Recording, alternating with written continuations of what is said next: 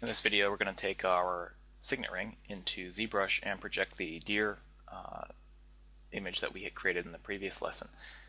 So this is the ring that Chris Botha had created and sent through.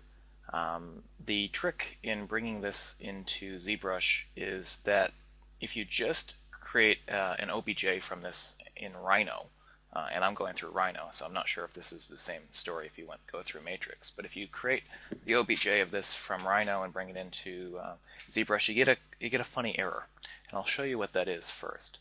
So I'm just going to go and select this, say File, Export Selected, and we'll save this out as an OBJ, and we'll just call it Signet, right?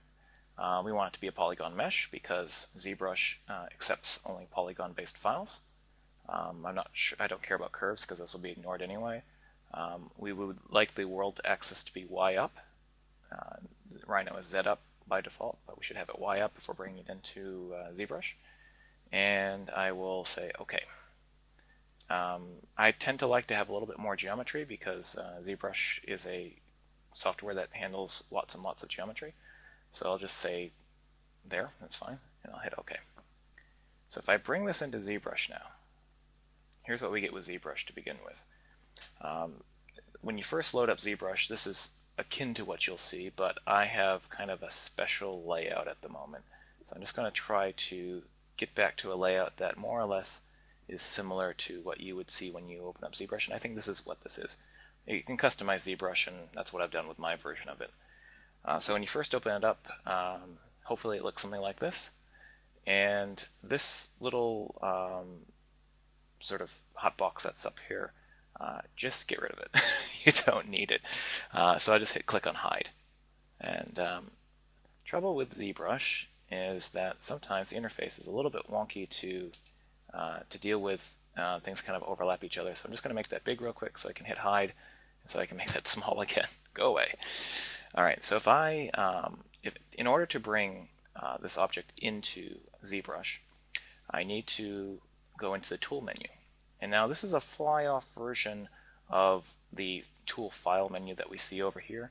So by default, this should actually be loaded into the right-hand column of your ZBrush menu, which is great because it is the thing that you'll probably end up using the most in ZBrush.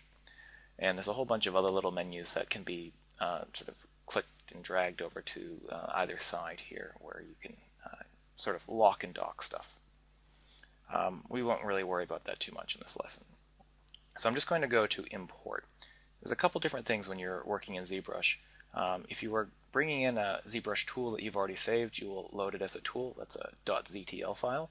But if you're bringing in like an OBJ file, you'll need to import it.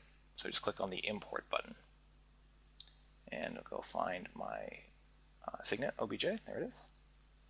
And great. It's loaded into ZBrush, but it's not actually in your scene yet. So in order to bring it into your scene, you need to click and drag into the scene view. Okay. Now, this is pretty important. If you click and drag and then you decide, okay, I'm going to orbit around my object by clicking and dragging again, this is what you're going to get.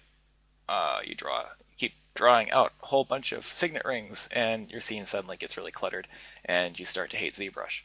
Well, this is because ZBrush does kind of have its own little workflow. We don't want to be doing this, obviously, so I'm just going to go ahead and just clear out my document by going to Document, New Document, and no, I don't want to save that. I do want to click and drag it out once. However, as soon as I've done that, I need to change the mode that I'm in. By default, I'm in draw mode, and that's where I'm clicking and drawing out this object. But what I need to do is change it over to edit mode. Just clicking on this button or hotkey T. Okay, as soon as I do that, you notice I get kind of a frame up to my, my scene view here, and now I can just left mouse click and drag all the way around my scene. So for those of you who are not entirely familiar with ZBrush's navigation, it's pretty simple. First off, my recommendation is that the only real way to work in ZBrush is if you have a Wacom tablet or similar graphics tablet, because this is a pressure sensitive program, and without a tablet you're pretty much screwed. because just working in a mouse is not so useful. In the case of this tutorial, we'll actually be able to get away with the mouse, but if for part of it at least. But whenever we do any actual sculpting, you'll definitely want to have the tablet. But here's the basic controls. To just orbit around your scene, so long as you're not touching the model itself, you can just left mouse click and drag, and you'll move around. Right. If you want to go ahead and pan around your scene, hold down Alt and left mouse click and drag. Right. And if you want to zoom in or zoom out, this is a little bit more tricky. You can hold down Alt and left mouse click and drag, and that will be panning. But as soon as, if you keep holding down left mouse click while holding down left mouse click, let go of Alt and keep dragging, now you're zooming in and out. A little bit of a strange one for that. So that's left mouse click and drag and let go, or I should say left mouse click while holding down Alt and then let go of Alt. A little bit strange. Also, you can do the same thing if you hold down trying to remember here, Control and right mouse as well. I just don't ever use that one, simply because I'm so used to using Alt. I'm a big Maya user, so I'm used to using Alt. But Control right mouse will do the same thing. And to be honest, you get really used to the controls very quickly. You don't really think about them anymore.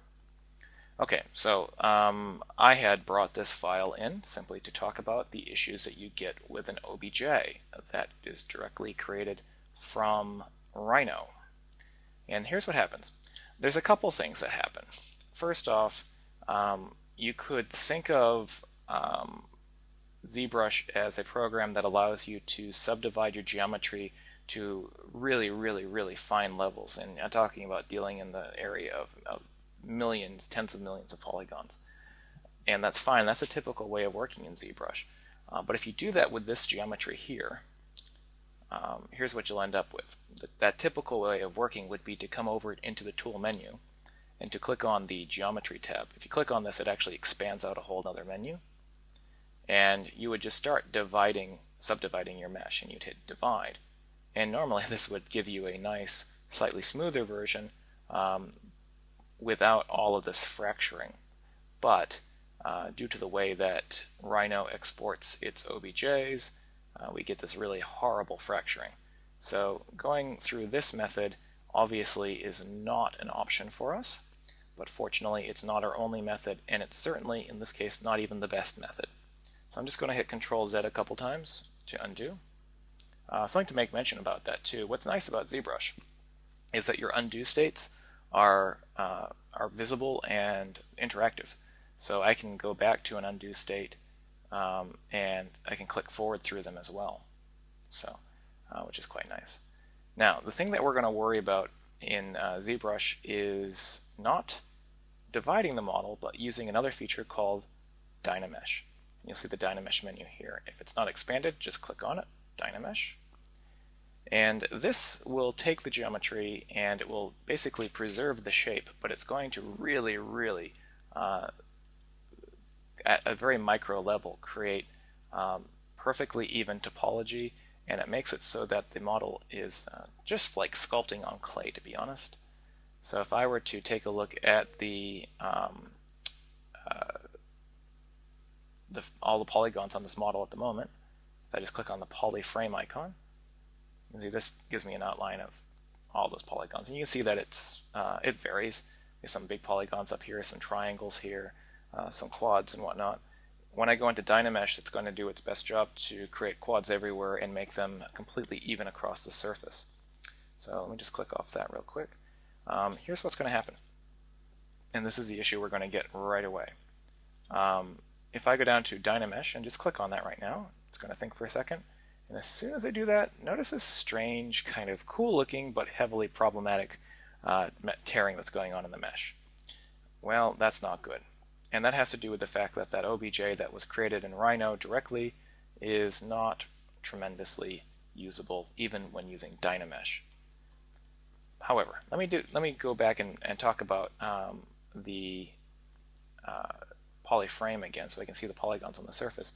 If I zoom in here and hit polyframe again, now you can see that it's a completely even selection of polygons across the surface here. They're all quads basically, with a few exceptions. And this is going to give me something that's much easier to sculpt on. This resolution is not high enough for our purposes, but when I come back with a better version of the model here, we'll go up to a higher resolution. So let me just undo real quick. I'll come out of polyframe, and if I go back into Rhino, I'm going to export another version of this, but this time I'm going to export it as an STL. So I'm going to go to File, Export Selected, STL, call this Signet as well, and I'll just take the default. It's fine. I can't bring the STL in directly into ZBrush, which is kind of a lie because there is in fact a way, but it's not worth the effort because it brings it in at a weird scale and I don't want to deal with that.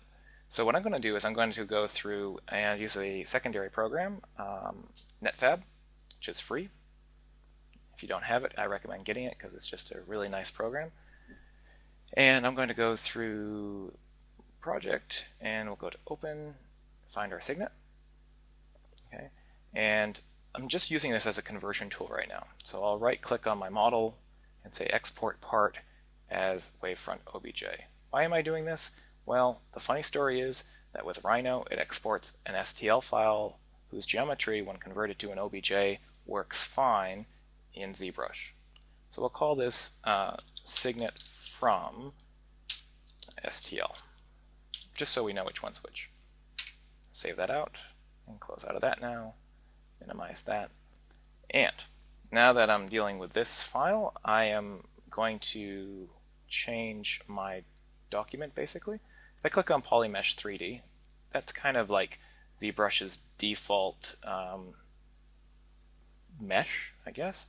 So whenever I'm switching meshes and I want to import another mesh, I always click on Polymesh 3D first before I change the mesh that I'm creating. Because sometimes ZBrush tries to overwrite the present mesh and all kinds of weird things. So if you get frustrated with ZBrush, this is a workflow that you get used to after a while. All right, so back to this. Import. Grab this one. There we go. Okay, and these have different names, so it's easy to keep track. This is the one that we want versus the old one. So clicking back and forth between them. So here we go. Again, if I take a look at the surface of this, it's very similar to the other one, but in this case here, it shouldn't fall apart in the same way. So now what I'm going to do is go ahead and hit Dynamesh, and look at that. Much better job. But a couple things to note. Dynamesh resolution that we're dealing with at the moment is quite low. As you can see here, you can get some weird artifacting going across the edges, and we don't really want that. So I'm just going to undo that real quick. Control Z. I'm going to change my resolution. I always go up in increments of 2, so it was at 128 before, now we're at 256. And I'll hit Dynamesh again and see what we get. It's starting to look better. But my instinct tells me that this is still probably not enough resolution for our purposes. And you might think, well, that's a hell of a lot of polygons, and it is, but for ZBrush it's not so much. Right now it's actually dealing with 170,000 polygons and many other pieces of software that can cause things to come to a complete slowdown and chug. ZBrush, it's just breezes on past. So I'll undo that once again. I'm going to go up to 512. Hit Dynamesh again. Alright, so now nice and smooth, and we're up at 679,000 polygons. Still not as high as I might push it, but I'll just stop there for now. If I come back and I turn off polyframe, you'll notice that those wonky edges have more or less disappeared as far as this is concerned in terms of casting and whatnot, or 3D printing. This ring is going to be small, so any of those little strange pieces there, they're not going to make any real difference in the end. This sort of faceting that we're seeing on the surface here can be smoothed out, and so I'm not worried about that either. And I think it's probably best if I simply stop the video here. One little thing that before I stop the video that I have been doing that I haven't been mentioning, and it's worthwhile mentioning, in order to snap your object to a particular orthographic position, is just while you're dragging, hold down the Shift key. Okay, so Shift and drag, and it will lock it, which is nice because by default, when you open up your ZBrush scene, there is no perspective. You can change that. There is a little perspective button here. So if I click on that, now I do have perspective, and you can see that when I click and drag, I am getting perspective distortion. But for our purposes, working in an orthographic workspace will be best. So I'm going to stop the video here, and in the next video we'll take a look at getting this ready for projection and dealing with that.